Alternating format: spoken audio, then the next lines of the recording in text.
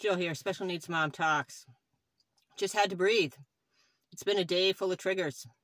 Yeah, and I want to admit that a lot of y'all's posts out there about Rare Disease Day and marching on Capitol Hill and fundraising for finding a cure, they really trigger me. And on the other hand, I am grateful for everybody out there that believes that and is doing that and, you know, has engaged in that way. I think I wanted to kind of rant about it, but then I thought of like the people that I know that I met through the TSC community, through advocacy, and just what beautiful, like amazing souls that they are.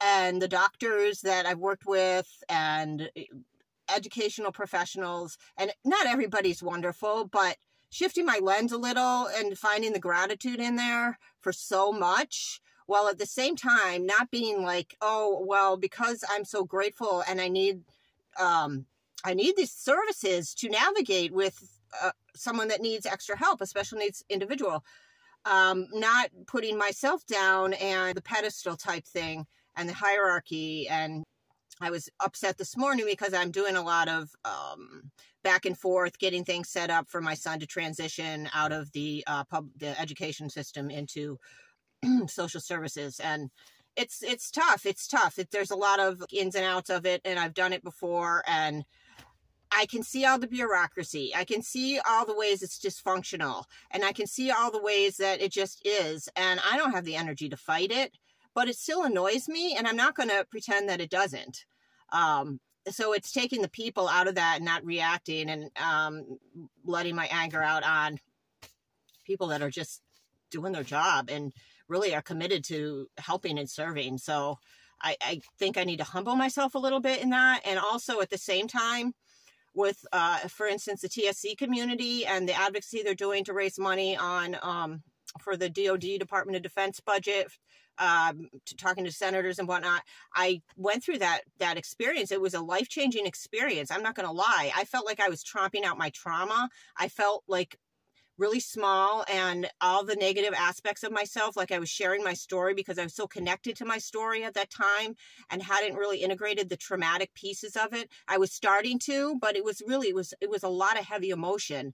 So, and I also am looking at what more specifically is being excluded from consideration of improving the quality of lives of those individuals affected by TSC, more alternative regimens, say like the patches, cannabis that's not the Epidiolex, you know, some of the fasting regimens, maybe individuals that have, let's look at some of these alternative things that improve not only the quality of life for the individuals with special needs, if they can access them, but the families and the caregivers, because that community is it's not like you can separate it out. I mean, you can separate your story out from it, but it's really hard to have a job where, you know, you're not getting paid and you have your back up against the wall a lot and you kind of have to you can't let things just slip by.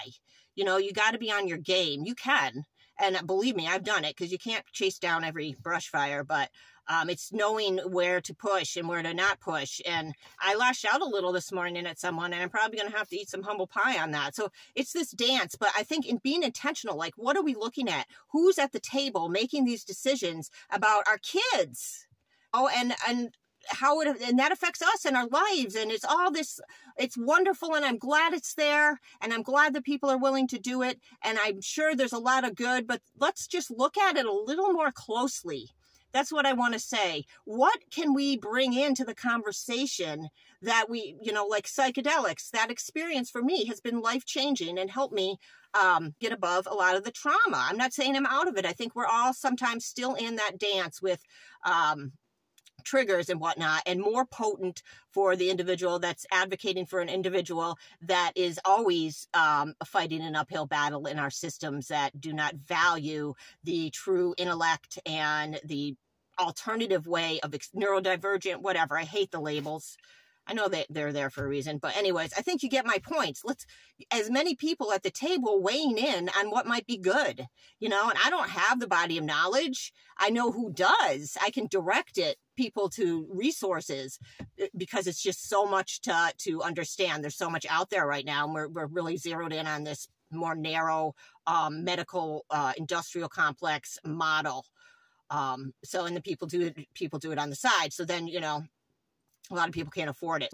I don't know. It's just a conversation starter. I hate to rant and be adversarial, because I don't really think that's the way out. So it's going within, I guess, and, you know, owning it all and dancing the dance.